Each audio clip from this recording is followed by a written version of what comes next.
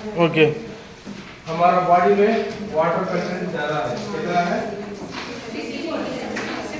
और बाकी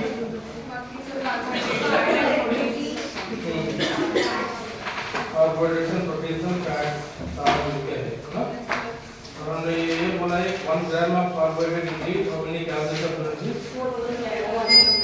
1 gram of fat needs 90 calories, 1 gram of protein needs 40 calories. याद है ना? Yes sir. प्रोटीन्स का दूसरा नाम क्या है?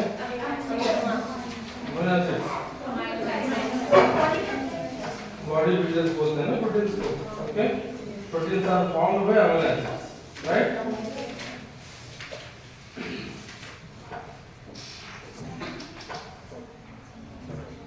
क्या क्या है हमारा फूड कंटेंट में? प्रोटीन्स, कार्बोहाइड्रेट्स एंड फैट्स रहता है, ठीक है।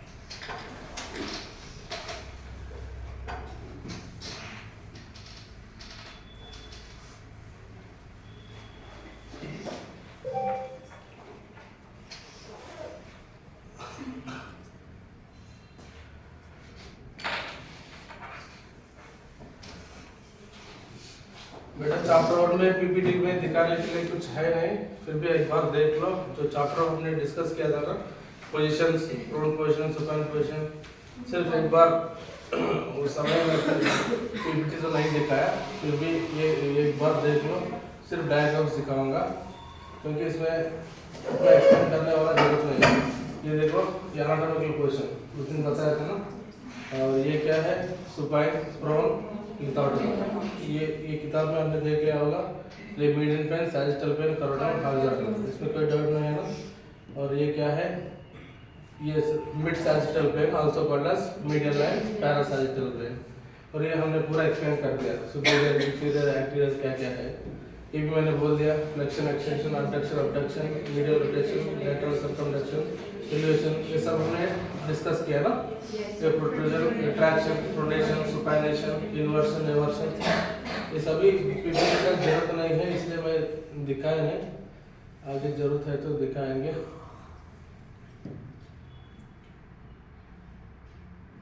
ये हम डिस्कस किया लेवल्स वाला, chemical level, cellular level, tissue level, organ level और सिस्टम लेवल। ओके, आगे हमने हर एक सिस्टम का कंटेंट्स देखा, फंक्शन भी देखा है, ठीक है। मैं इसको स्किप कर रहा है। Already we have completed this muscular system, nervous system, endocrine, urinary, cardiovascular, lymphatic. अगर जरूरत है तो फिर आ जाएंगे। चैप्टर 1 तो हो गया ना। इसमें 3 कैविटीज बोले ना, abdominal cavity, pelvic cavity, abdominal pelvic cavity. ये पार्ट्स ऑफ द बॉडी और एक बार देख लो, बीच में अमेरिकस, epigastric, hypogastric, right abdomen, left abdomen, ये 9 रीजन्स, ठीक है। और क्या है?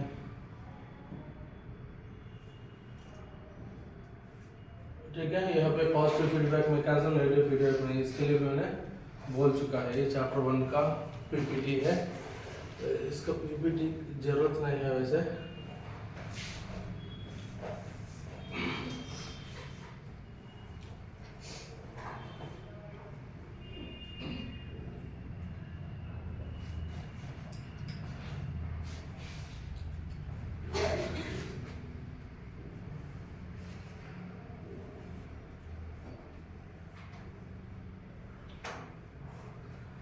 चैप्टर 2 कहाँ गया?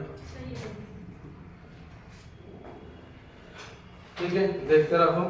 इसमें क्या है, वाटर है, water accounts for 60 to 65% of the body weight. इसमें क्या है, अगर 75% of the birth and 50% in the old age. अगर बर्थ में अगर देखा जाए तो 75% will be occupied by water in the neonate, जिसको किसको हम नियोनेट बोलते हैं, 0 to 28 डेज वालों को हम नियोनेट बोलते हैं। इसमें क्या है, 75% of water will be there, और ओल्ड एज होते होते 50% वाटर में आ जाता है। ठीक है, ये देखो वाटर का फंक्शन मेनली क्या होता है, मैंने ट्रांसपोर्ट ऑफ एसेंशियल न्यूट्रिएंट्स पर सबसे पहले ट्रांसपोर्टेशन है, दूसरा एलिमिनेशन है, तीसरा टेंपरेचर रेगुलेशन है, और प्रिवेंट्स कॉन्स्टिपेशन और maintains fluidity of the body, lubrication of joints. ठीक है, आई एम रिपीटिंग 6 फंक्शंस है वाटर का mainly, transportation, elimination, temperature regulation and prevents constipation, fluidity of the body, और इसके लिए लुब्रिकेशन भी चाहिए।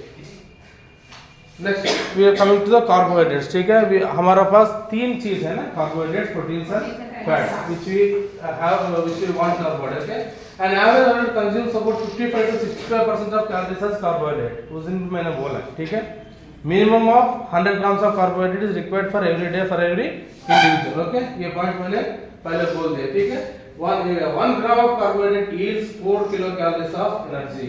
ठीक है, ये इंपॉर्टेंट है। इसके साथ मैंने क्या बोला है, फैट का भी बोला 9 किलो कैलोरीज, और कार्बोहाइड्रेट के अलावा प्रोटीन भी इतना ही देते हैं। ठीक है, 4 किलो कैलोरीज ज्यादा देना, 0.180 छोड़ दो। ठीक है, ये मिनिमम ऑफ 100। फंक्शंस क्या है, कार्बोहाइड्रेट्स विल गिव एनर्जी, ठीक है, और protein sparing action essential for protein breakdown of proper breakdown of fat, fat को ब्रेक डाउन करने के लिए भी एक काम आ जाता है। ठीक है, और इसके साथ मैंने ये भी बोला है, कुछ 2 पॉइंट्स बोला था, dehydration, over water intoxication. Dehydration मतलब क्या है,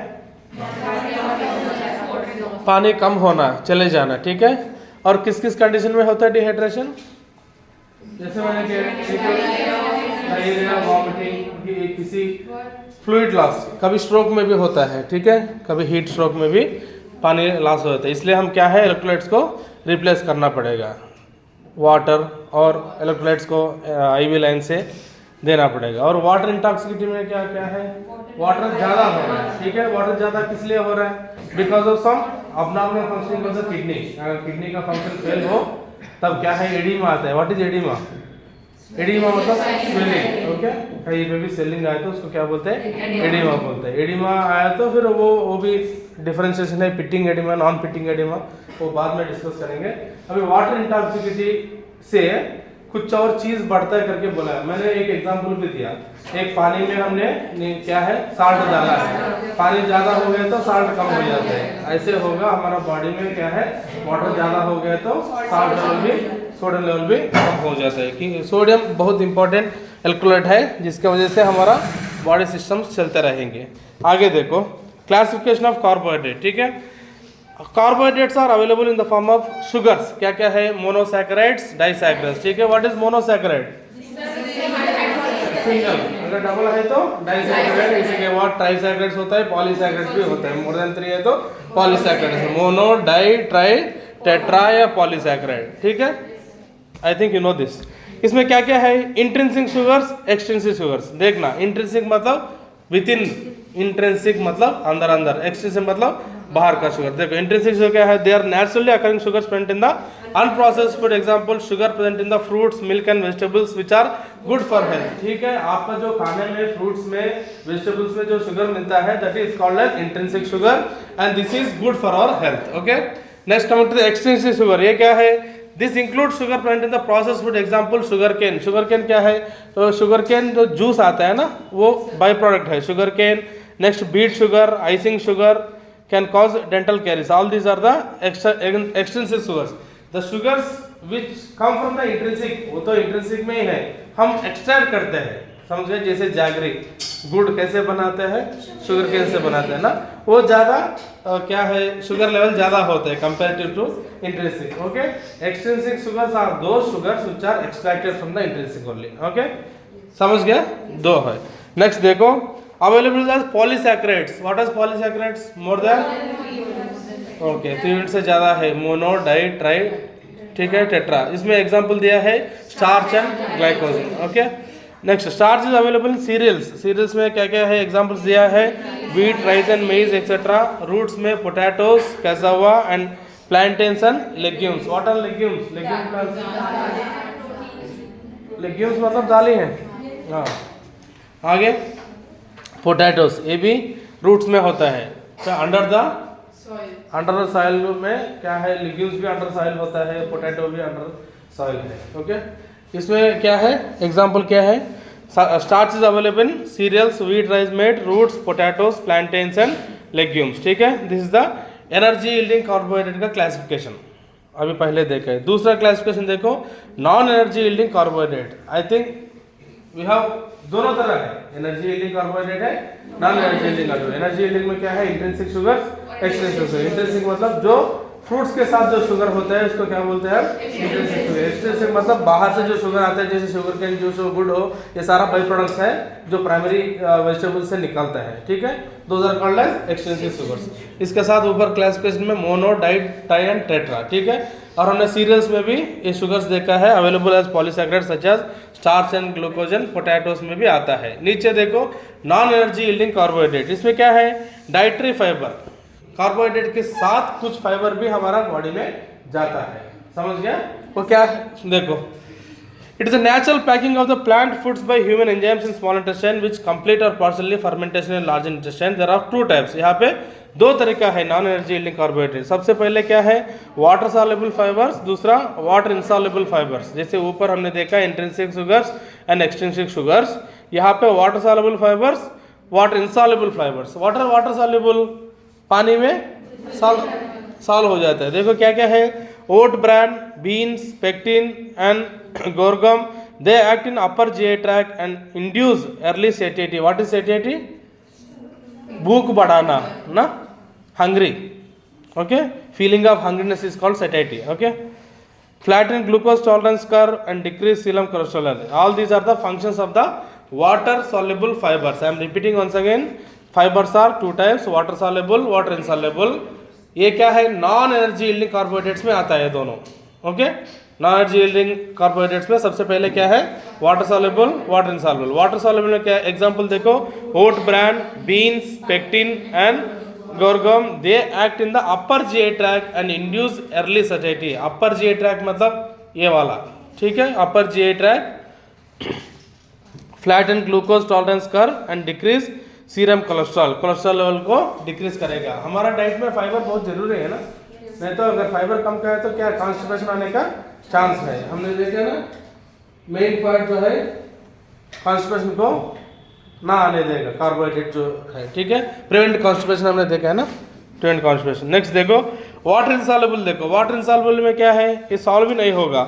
Wheat bran, hemicellulose of wheat because of increased water holding capacity, increase the bulkiness of the stool and prevents constipation. Diverticulosis and cancer of colon, flatus formation is common with fiber diet. इधर देखो water insoluble में क्या क्या है, इसका जो water holding capacity ज़्यादा होता है, जिसका वाटर होल्डिंग कैपेसिटी ज़्यादा है वो बल्कीनेस फॉर्मेशन होता है, और इसके बल्कीनेस जो है क्या है, स्टूल फॉर्मेशन के लिए मदद करेगा। ठीक है, अगर पानी नहीं है तो आपका स्टूल फॉर्मेशन सही से नहीं होगा। If abundant amount of water is there then only आपका जो फीकल मैटर जो तैयार होगा वो अच्छे से तैयार होगा और एक्सक्रीट करने में आसान होगा।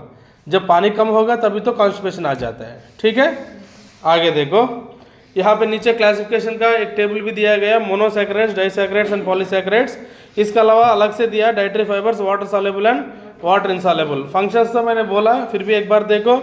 Daily requirement of carbohydrate is 15 to 20 grams per day. यहाँ पे दोनों अलग अलग दिया है, 100 ग्राम पर डे को याद रखो। ठीक है, नीचे कार्बोहाइड्रेट में पैराग्राफ में दे हैव गिवन 100 ग्राम्स ना, वही याद रखो।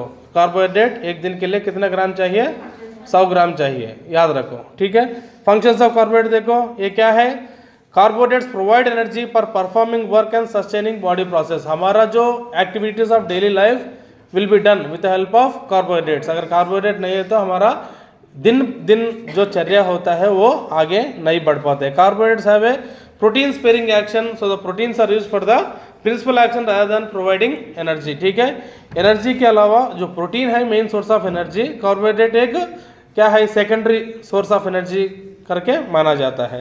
Carbohydrates are also essential for proper breakdown of the fat, ठीक है। फैट को ब्रेकडाउन करने के लिए, फैट में भी क्लासिफिकेशन है ना, जैसे हमारा कार्बोहाइड्रेट्स में मोनोसैकराइड्स, डाइसैकराइड्स, फैट में क्या क्या है? नहीं, मोनोग्लिसराइड्स, डाइग्लिसराइड्स, ट्राइग्लिसराइड्स है ना, ठीक है। नीचे आता है प्रोटीन्स में, हाँ कहाँ है?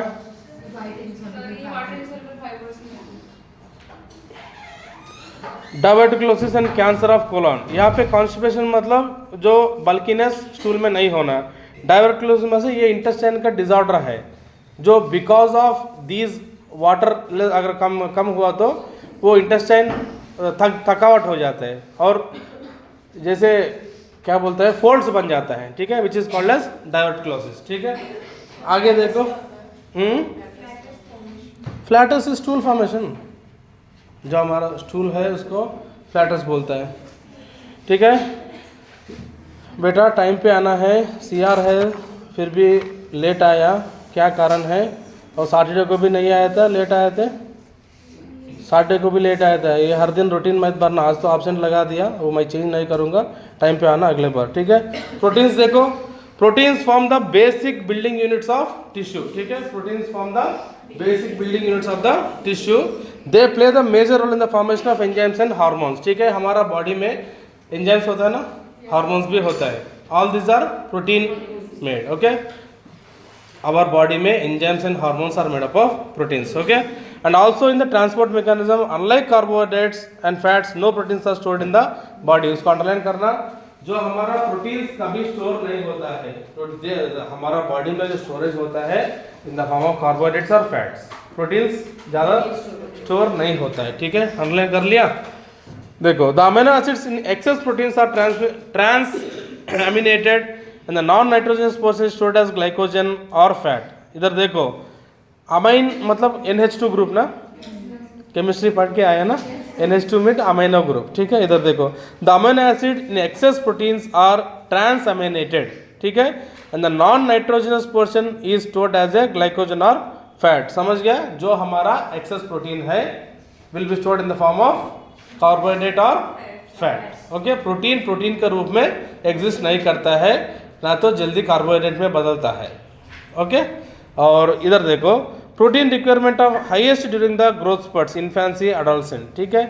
You know proteins are the building blocks, हमारा जो बॉडी के लिए बिल्डिंग ब्लॉक्स है, विदाउट प्रोटीन्स हमारा बॉडी बिल्डअप नहीं होता है, ठीक है। इसलिए उसका क्या है, इसमें लिखा है protein requirement during these stages is 1.5 to 2 grams पर केजी पर बॉडी वेट। याद रखना, 1.5 to 2 ग्राम्स पर केजी पर डे। इधर याद रखो, मान के चलो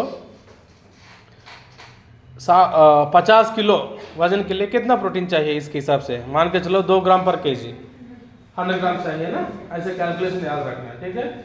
1.5 to 2 ग्राम्स पर केजी पर डे। एक दिन के लिए 50 किलो वालों को 100 ग्राम का प्रोटीन चाहिए, राइट? सही है ना? हाँ, अगर वजन बढ़ गया तो उसके हिसाब से प्रोटीन भी बढ़ेगा। 2 ग्राम 1.5 ग्राम लेना है, तो 2 grams is the maximum, okay. Next, these proteins are made up of amino acids, ठीक है। there are 20 amino acids in our body, जैसे ल्यूसिन, लाइसिन, आपने पढ़ लिया ना डीएनए का कंपोजिशन में, न्यूक्लियोसाइड्स, न्यूक्लियोटाइड्स, इसके अलावा बहुत सारा अमीनो एसिड्स आपने पढ़ लिया, 21 ना। एक बार देखते हैं, there are 20 different amino acids, out of which 9 amino acids are essential amino acids, just like tryptophan, threonine, histidine, leucine, isoleucine, lysine, methionine, cysteine, phenylalanine, tyrosine and valine, which are not synthesized in body and provided to body by dietary intake, ठीक है। आपको ऐसे example देंगे, ऐसे question देंगे, which amino acid is essential for body। essential का मतलब क्या है, तो हमारा बॉडी में प्रोडक्शन नहीं होगा, बाहर से लेना पड़ेगा और डाइटरी से लेना पड़ेगा। यहाँ पे 9 अमीनो एसिड्स है जो बाहर से लेना पड़ेगा, उसको याद रखो, ठीक है। डिफरेंशिएट करने के लिए बोल रहा है, 20 अमीनो एसिड्स में 9 amino acids are essential amino acids which will go into our body through our diet, okay। बाकी तो अंदर ही है। non amino acids are synthesized in the body through metabolic process, they are essential for the synthesis of different proteins in the body। नीचे देखो proteins of animal origin. Animal origin में proteins क्या क्या आता है इसमें, milk meat have higher biological value than the proteins of the vegetable origin. Next देखो की पॉइंट्स में लिखा है average adult requires about 10 to 20% of the calories proteins. ठीक है, हमारा कार्बोहाइड्रेट्स में कितना बोला मैंने, कितना परसेंटेज बोला, पहले पॉइंट बोला ना, कितना परसेंटेज कार्बोहाइड्रेट, यहाँ पे प्रोटीन्स कितना है 10 to 20%। ठीक है, now will see the classification of proteins. इसमें क्या है, simple proteins, conjugated proteins and derived proteins. ठीक है, सिंपल प्रोटीन्स में एग्जांपल क्या है, एल्बुमिन एंड ग्लोबुलिन है। कॉन्जुगेटेड मतलब this is a combination of 2 or more amino acids मिलके वो कॉन्जुगेट हो जाता है। कॉन्जुगेशन मतलब एडिशन। ओके, एग्जांपल देखो ग्लाइकोप्रोटीन्स, इसका मतलब glucose glycogen attaching with the proteins are called glycoproteins. Lipoproteins मतलब फैट और लिपिड दोनों मिला के लिपोप्रोटीन्स बोलता है। नेक्स्ट डिराइव्ड प्रोटीन्स देखो peptones, peptides and amino acids. Understood, proteins का क्लासिफिकेशन है simple proteins, conjugated and derived. Simple में example albumin and globulin, conjugated में ग्लाइकोप्रोटीन्स एंड लिपोप्रोटीन्स, और डिराइव्ड में peptones and peptides and amino acids. ठीक है, नीचे एक बार दिया गया, सिर्फ देख लो जो essential amino acids, already I told the 9 amino acids, फिर भी यहाँ टेबुलर कॉलम में दिया देखो lysine, leucine, isoleucine, threonine, methionine, phenylalanine and tryptophan, valine. और नीचे देखो सेमी एसेंशियल मतलब आधा जरूरत है, ये क्या है अर्जिनिन, हिस्टिडीन, और पूरा जरूरत है alanine, cysteine, glutamic acid, aspartic, asparagine, glycine, glutamine, proline, serine and tyrosine. ठीक है, अब यहाँ पे 6 पॉइंट्स दिया गया फंक्शंस ऑफ प्रोटीन्स का, एक बार देखता है क्या है। सबसे पहले the principal function of protein is to sustain growth and repair of the body tissues. मान के चलो हमारा बॉडी में कुछ डैमेज हो गया, तुरंत हमें रिपेयर करने के लिए क्या चाहिए, प्रोटीन चाहिए। इसका मतलब proteins are the body buildings. Okay, next as digestive enzymes they help in the process of digestion. हमारा द मेन पॉइंट याद रखना, हमारा हार्मोन्स और enzymes are made up of proteins. अगर कहीं पे भी हार्मोन है तो वो क्या है, प्रोटीन है, एंजाइम है तो प्रोटीन है, याद है ना। इसमें सिंपल प्रोटीन, कॉन्जुगेटेड प्रोटीन और डिराइव्ड प्रोटीन्स। और इसका मेन कंपोजिशन क्या है, डाइजेशन में मदद करना। विदाउट डाइजेशन में कौन मदद करता है, enzymes. Enzymes are made up of, okay. Next third point देखो, as metabolic enzymes they regulate chemical reaction in the body. Chemical reaction को मदद करेंगे। Protein serves carriers in transporting many substance from one part of the body to another through blood. Blood के द्वारा, blood में भी proteins है, okay, blood के द्वारा ट्रांसपोर्टेशन के लिए मदद करेंगे। Next, proteins are the major source of energy when body does not have adequate carbohydrate. याद रखना, मैंने पहले भी बोला है, सेकेंडरी सोर्स ऑफ एनर्जी, समझ गया। अगर कार्बोहाइड्रेट बिल्कुल खत्म हो गया और ये बैक क्या है, they will be a supporting, okay. Protein, क्योंकि प्रोटीन्स के रूप में स्टोर नहीं होते, समझ गया। अगर हम प्रोटीन भी ज़्यादा लिया तो क्या है, वो कार्बोहाइड्रेट में या फैट में कन्वर्ट होगा। ठीक है, जब जरूरत है तो किसको ब्रेक करेंगे, सबसे पहले कार्बोहाइड्रेट को ब्रेक करेंगे। कार्बोहाइड्रेट भी खत्म है तो लास्ट में फैट में जाएंगे ना, जब हम भूखे होते हैं। देखो, proteins are the major source of energy when body does not have adequate carbohydrate to produce energy. Body proteins is used for the source of energy. Next, proteins also provide protection to body. देखो, जब मैंने एक statement बोला है hormones सारा proteins है, और क्या बोला है, हार्मोन्स एंड एंजाइम्स। अब एंटीजन एंटीबॉडी कॉम्प्लेक्स में क्या है, एंटीबॉडी भी प्रोटीन है, क्योंकि वो एंटीजन एंटीबॉडी कॉम्प्लेक्स बन जाता है। देखो इधर देखो, proteins also provide protection to the body. Antibody which are proteins provide immune protection to the body. अभी क्या पता चला, एंटीबॉडी इज आल्सो प्रोटीन करके पता चला। लास्ट पॉइंट देखो, they act as a contractile protein and are responsible for the movement. ठीक है, मजिल का मूवमेंट में I think you have learn this Starling law, actin, myosin filaments, Z band, I band, A band, okay, M zone, Z zone, H zone, ये सब पढ़ लिया ना। अभी फ्रेश नीट से बाहर आ गया ना, इसलिए मैं सारा रिवाइंड कर रहा हूँ आपको। ठीक है, actin, myosin are responsible for the muscle contraction and muscle movements. ठीक है, next coming to the fats. Fats में क्या होता है, mainly an average adult consumes about 30 to 40% calories as fats. Fats are dense energy source of body and typically they provide more than half of the body energy. याद रखना, जो fat है 50% से ज़्यादा एनर्जी हमारा बॉडी को देता है. We will consume nearly 30 to 40% of fat in our diet. Okay, that too अगर कुछ ध्यान से देखने खाने वाला थोड़ा कम खाता है या अपने हिसाब से खाने वाला ज़्यादा खाता है. ठीक है, वो पर्सन टू पर्सन वेरी है. ये जनरलाइज स्टेटमेंट है. 30 to 40% of fats will go into our body. ठीक है, they are provide more the they are complex molecules composed of fatty acids and glycerol. Fat from food is broken down into fatty acids which can travel into the blood. Each gram of fat supplies the body with 9 kilocalories of energy. ठीक है, ये bracket में ये भी दिया है, twice supplied by the proteins and carbohydrates. ठीक है, और ये क्लासिफिकेशन देखो, fatty acids can be classified into saturated and unsaturated. देखना सैचुरेटेड में क्या है, in saturated fatty acids each carbon atom in the fatty acid carries all the hydrogen atoms possible. Saturation में क्या है, सिंगल होता है. ठीक है, they have single bond between carbon atoms. Saturated fatty acids are found mainly in animal fat but there are exceptions also, coconut and palm oil. Vegetable oils have an extremely high percentage of saturated fatty acids and they are solid. Stearic acid, palmitic acid, myric acid, butyric acid and some are the examples of the saturated fatty acids. ठीक है, जैसे हमने carbohydrate का classification देखा, mono, die और try. जैसे protein में देखा है, मोनो प्रोटीन में भी यही है ना, क्या है, simple proteins, conjugated proteins, derivative proteins. Fats में भी क्या है, mono, saturated and unsaturated. Saturated का एग्जांपल भी दिया गया, butyric acid, myristic acid, palmitic acid, stearic acid. Unsaturated देखो, the full complements of hydrogen atoms is not received in unsaturated fatty acid.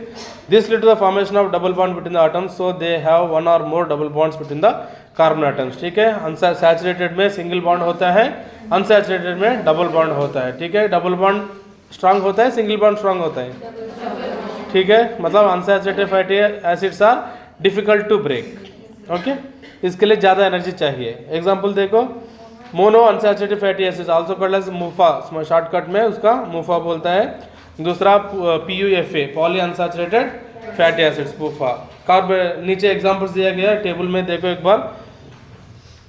Mono unsaturated fatty acids का they have one double bond between the carbon atoms. ठीक है, oleic acid in example of the mono saturated fatty acid and is found in the groundnut oil, olive oil and corn oil. Mono saturated fatty acids are mostly found in the vegetable oils. I think ये सारा nutrition का knowledge आपके पास है पहले, फिर भी anatomy में पढ़ने का ज़रूरत नहीं है, फिर भी निकल रहा है, क्योंकि आपके लिए अलग से न्यूट्रिशन एक सब्जेक्ट ही है जिसमें ये सारा चीज़ रिपीट हो जाएंगे.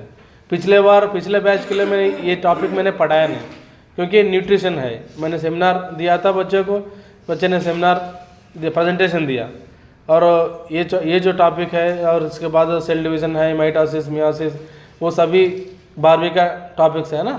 उस सेमिनार के लिए पिछले बार भी मैंने सेमिनार के लिए दिया, फिर भी निकल रहे हैं. जो स्टार्ट किया तो ख़त्म करते हैं. ठीक है, next mono unsaturated fatty acids देखो, वेजिटेबल ऑयल्स में होता है.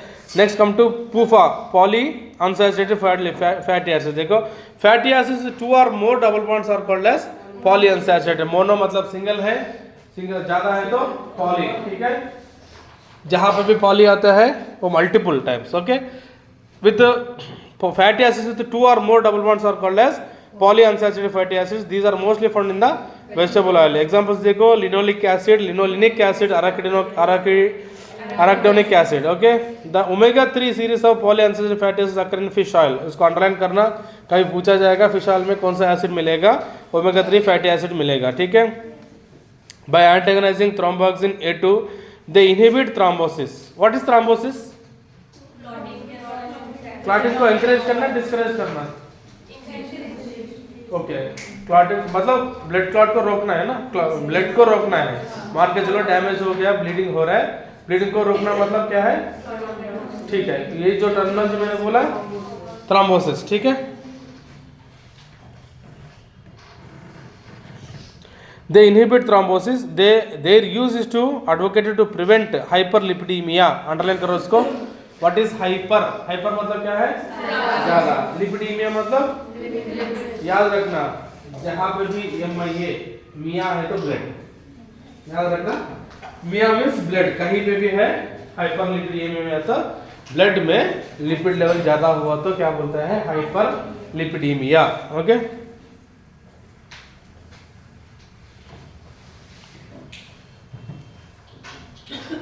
हाँ दोनों में लिख लेना अगर दोनों में दिया तो। पूफा में भी दिया है, मोनो अनसैचुरेटेड फैटी एसिड में दिया है।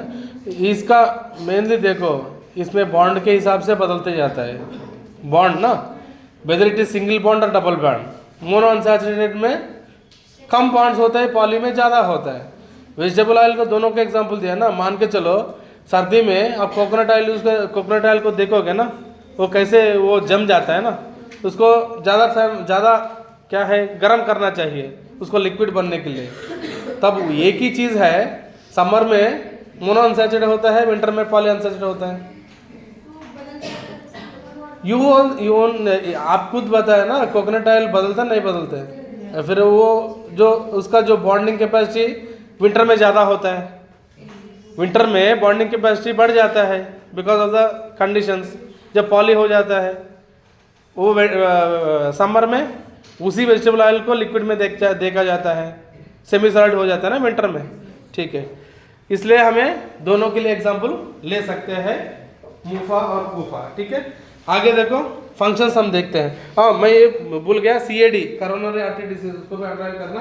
हाइपरलिपिडीमिया को कम करेंगे। लिपिडीमिया मतलब मैंने बोला ना ब्लड में लिपिड लेवल, हाइपर मतलब ज़्यादा करने नहीं देंगे ओमेगा 3 फैटी एसिड। ठीक है, और कोरोनरी आर्टरी डिसीज CAD बोलता है जिसको हार्ट डिसीज ज़्यादा होता है, उसमें भी ये ओमेगा 3 फैटी एसिड कम करेंगे। और रिड्यूस ट्राइग्लिसराइड्स, ठीक है, you know monoglycerides, diglycerides, triglycerides, इसको क्या करते हैं omega 3 fatty acid, they will break the triglycerides into monoglycerides and diglycerides. Okay, effective heart के लिए क्या है, कोरोनरी आर्टरी डिसीज को आने नहीं देंगे। और सैटरडे को आप ही थे ना इस क्लास में, you are in this class in Saturday. Saturday कौन सा क्लास में बैठे थे आप ही लोग हैं ना? वो किसने खाया वो बिस्किट और ये वहाँ पे कौन रखा है? सर मैनेजमेंट की कोर्स नहीं है। हाँ, बेटा क्लास स्टार्ट हो गया ना सर मैं इधर ब्रेकफास्ट करके आ चुका। कौन है मैनेजमेंट में? मैं और प्रगति। दोनों जाएंगे इकट्ठे? नहीं, मैं ही जा रहा हूँ। ठीक है, हम टाइम करूँगा 8:55। ठीक है, ठीक। Okay sir. प्रगति को रुकने के लिए बोलो। हाँ, और किसने छोड़ा उधर? ये एक कलेक्टिव रिस्पॉन्सिबिलिटी है। ठीक है, आप 27 स्टूडेंट्स हैं, किसी ने किसी तो छोड़ा होगा, ये हमारा रिस्पॉन्सिबिलिटी है। अगर खाना भी खाओ ना डस्टबिन में फेंक के जाओ, तो ये मोरल वैल्यू सबसे सीखो, समझ गए? क्योंकि ठीक है सफाई करने वाला करते हैं, फिर भी हमारा रिस्पॉन्सिबिलिटी है ना। वो बहुत बड़ा बोलते हैं ना, ये स्वच्छ भारत है, ये है। अब खुद का क्लास को अगर सफाई नहीं किया तो मान के चलो कोई आगे देखे तो अच्छा नहीं लगता है ना। Your class neatness is your responsibility. ठीक है, ऐसे कूड़ा एकदम से ऐसे फेंकना अच्छा नहीं है। ये घर का जैसे समझो, घर में तो फेंकते होंगे, यहाँ मत फेंको। ठीक है, ऐसे खाना भी क्या है ना, अब डस्टबिन है ना, डस्टबिन रखा है, अगर डस्टबिन नहीं है तो डस्टबिन रखा है, और चाहे तो क्लास के लिए भी एक डस्टबिन रख लो। फिर क्लास के लिए ज़रूरत नहीं है, यहाँ पे ज़्यादा कूड़ा इकट्ठा होता है। खाना खाओ या जो भी वेस्ट पेपर्स है ना, you go and throw in the dustbin. Okay, आगे देखो फंक्शंस ऑफ CAD को रोकता है। Fats are concentrated and source of energy, they provide more than double the energy supplied by carbohydrates, that is 9 kilo calories. ये main points मैं बता रहा हूँ। Fat is present around the vital organs which protects them from damage and injury. ठीक है, हमारा जो vital organs क्या है, वाइटल ऑर्गन्स है हार्ट है, मेनली लंग्स है, इसके अगल बगल में क्या है, फैट लेयर थोड़ा प्रोटेक्शन के लिए होता है, which is called as mesocardium, endocardium, myocardium. ठीक है, और लंग्स के ऊपर भी प्लोरा होता है, प्लूरल कैविटी होता है, इसमें थोड़ा बहुत फैट होता है प्रोटेक्शन के लिए। ठीक है, नेक्स्ट लिवर के अगल बगल में भी लेयर्स होता है for protection. Okay, vital organs में मेनली हार्ट एंड लंग्स आता है। आगे देखो, fat present on the skin prevents excessive loss of heat and keeps the body warm. ठीक है, what is homeostasis?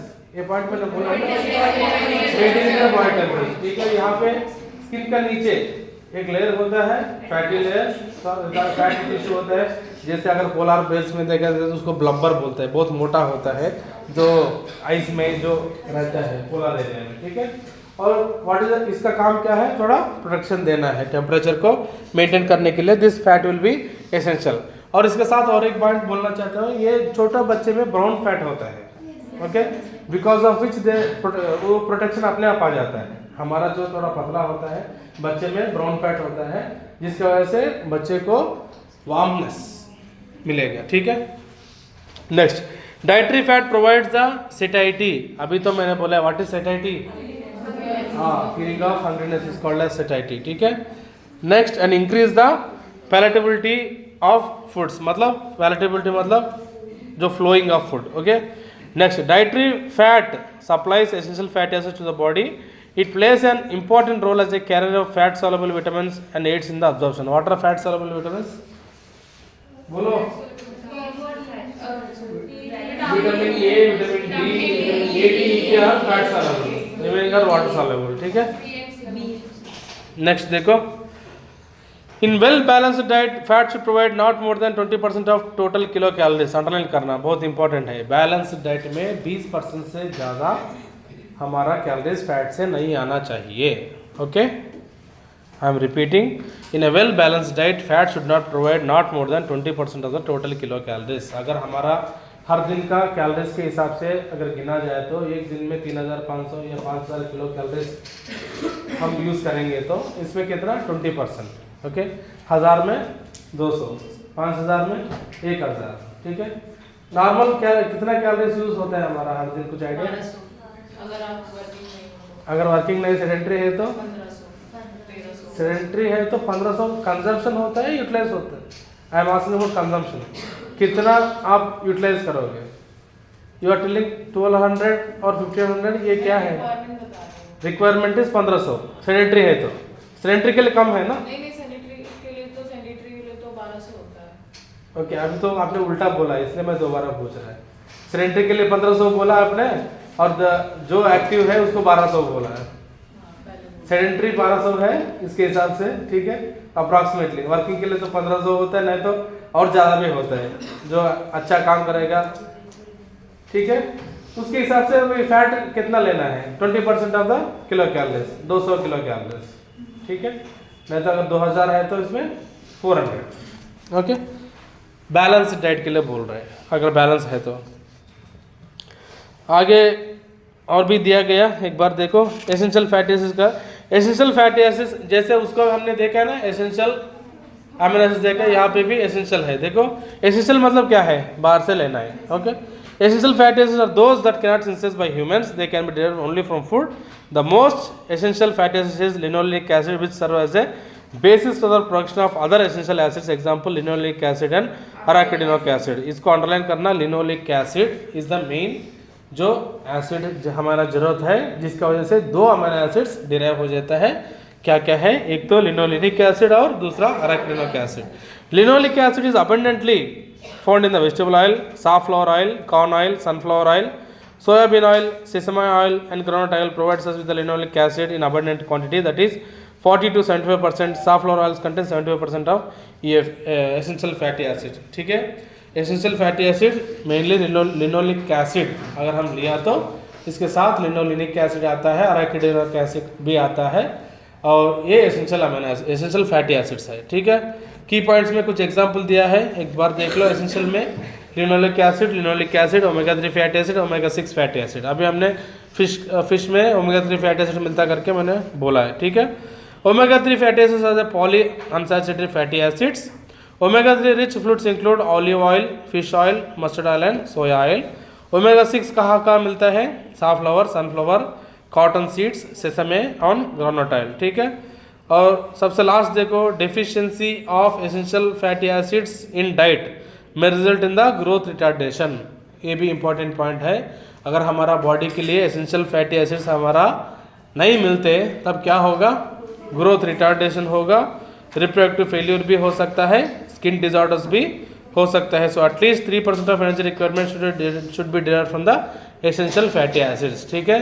What are the disadvantages of the if essential fatty acids are not given to a body? Mainly जो growth retardation है, reproductive failure भी हो सकता है, skin का disorders भी हो सकता है, ठीक है. Now coming to the vitamins and minerals. Vitamins देखो, विटामिन्स में 2 टाइप्स, आज आपने पहले बोला ना ADE के vitamin fat soluble and water soluble, ठीक है। Vitamins are the organic compound required as a nutrient in tiny amounts by an organism, ठीक है। आप विटामिन्स बोलते हैं वाइटामिन्स बोलते हैं, कुछ भी बोलो, स्मॉल अमाउंट में होना चाहिए बॉडी के लिए, ठीक है। Vitamins are required in a very small amount, ठीक है। A compound is called as vitamin when it can not be synthesised in sufficient quantity by an organism and must be obtain from the diet. ये भी एक essential हो गया ना, बाहर से आ रहा है, ठीक है। Thus the term is conditionally both and circumstances on the particular organism. For example, ascorbic acid functions as vitamin C for some animals but not others, and vitamin D and vitamin K are required in the human diet only in certain circumstances. याद रखना, जब corona के time पे आया था सबको diet में complete करने के लिए बोला था, ascorbic acid विटामिन सी ज़्यादा लेने के लिए बोलते हैं, अभी भी बोलते हैं आपको इम्यूनिटी बढ़ाने के लिए विटामिन सी ज़्यादा ले। सिट्रस फ्रूट्स जैसे लेमन है, ऑरेंजेस, ये सभी सिट्रस फ्रूट्स सारा विटामिन सी देता है। इसके अलावा हम आर्टिफिशियल भी छोटा सा टैबलेट के रूप में आता है, उसको हिंदी में क्या बोलते हैं, ऐसे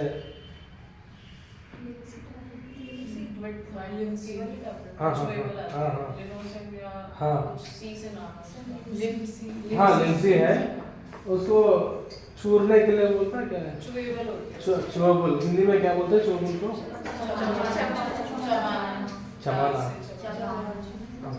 चमाना, ठीक है। विटामिन सी का जो टैबलेट है वो च्यूएबल होता है, ascorbic acid होता है इसमें, okay, which will be increasing और इम्यूनिटी बूस्टिंग करता है, ठीक है। आगे देखो, कभी कभी विटामिन डी और विटामिन के भी जरूरत होता है। विटामिन डी का क्या काम है, ठीक है, उसके साथ कैल्शियम भी रिलेटेड है। Vitamin D is always related to the calcium. और विटामिन के का क्या काम है, ब्लड क्लॉटिंग को मदद करता है, ठीक है। This are the some examples of vitamins. Next classification देखो, यहाँ पे दिया है fat soluble and water soluble. Fat soluble में ADEK है, वाटर सॉल्युबल में vitamin B and C complex, okay.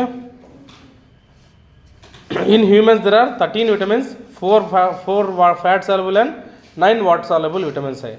अभी यहाँ का 9 वहाँ का 9 कुछ याद आ रहा है, 9 यहाँ पे क्या है, 9 वाटर सॉल्युबल, बाकी 4 fat soluble. Vitamin ADEK are fat soluble, remaining 9 और वाटर सॉल्युबल। और इसमें जो मेनली जो बी कॉम्प्लेक्स है, B complex and vitamin C, okay. Next coming to the minerals, ये भी छोटा अमाउंट में हमको ज़रूरत है, फिर भी देख लो। Important minerals includes sodium, potassium, calcium, phosphorus, iron, iodine, zinc, magnesium and copper, ठीक है। सीधा हम क्लासिफिकेशन में चलता है, ठीक है। ये जो बगल में टेबल दिया है ना, टेबल 2.2 है,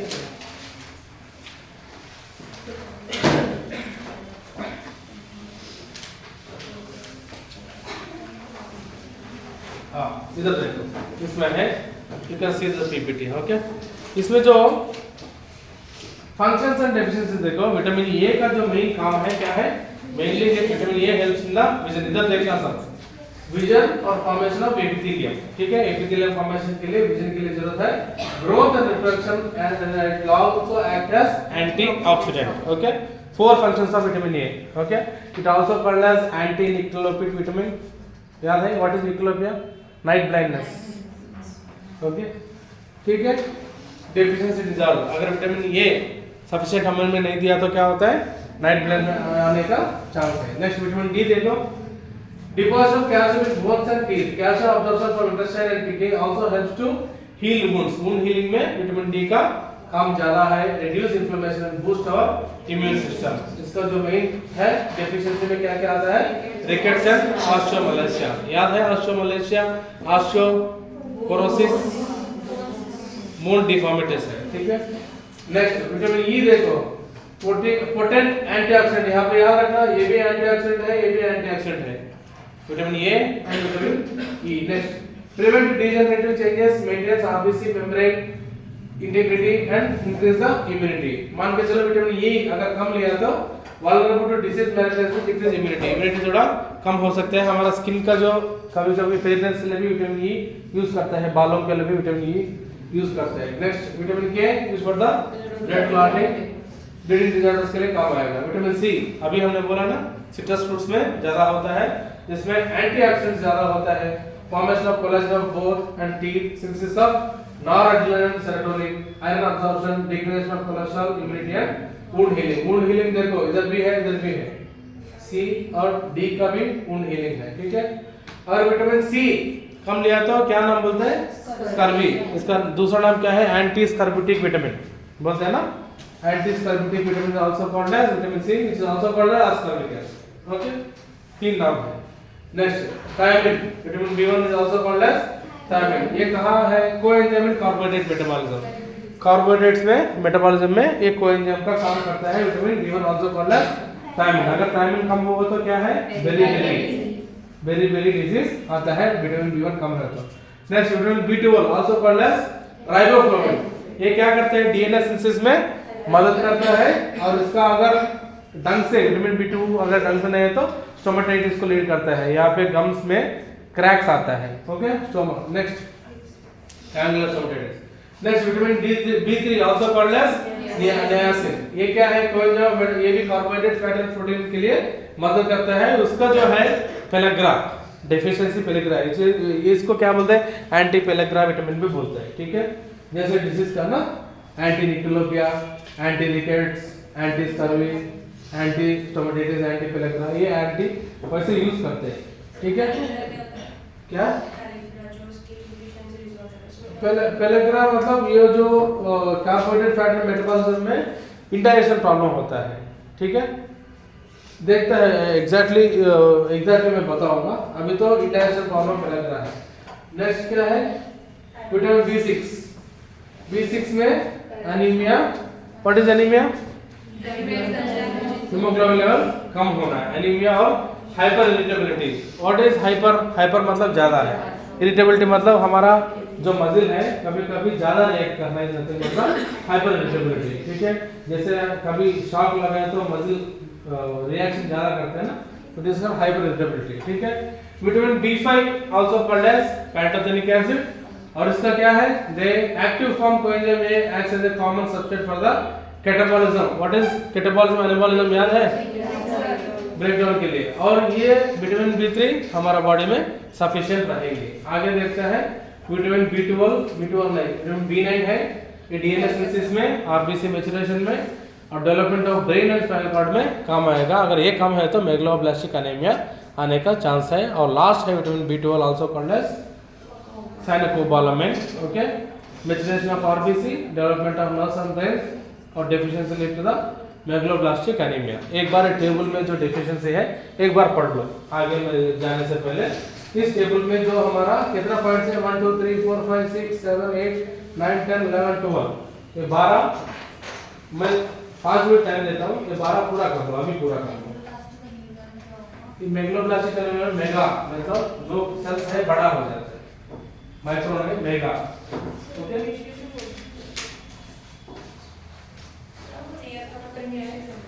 रेयर का मतलब है इसमें डेफिशिएंसी नहीं आएगा। हमारा बॉडी में कुछ चीज़ें ज़्यादा होता है जिसको ज़रूरत नहीं पड़े, ज़्यादा अमाउंट में नहीं चाहिए, विटामिन B3 ऑलरेडी अवेलेबल होता है। इसमें क्या है, ये रेयर का मतलब क्या है, इसको अगर डेफिशिएंसी है तो ये डिसीज आएगा। ओके, ये जो डिसीज है बहुत कम मिलेगा हमें, क्योंकि vitamin B5 will be available for us in abundantly, इसलिए उसको रेयर बोला गया। एक बार देखो वो टेबल थोड़ा देख लो, आगे बढ़ते हैं। हाँ बोल सकते हैं, सिर्फ एक ही एग्जांपल दिया है। पेर्निशियस एनीमिया थोड़ा अलग रहता है, अभी मेगलोब्लास्टिक ही याद रखो, जब एनीमिया का टॉपिक आएगा ना तो मैं बताऊंगा, ठीक है।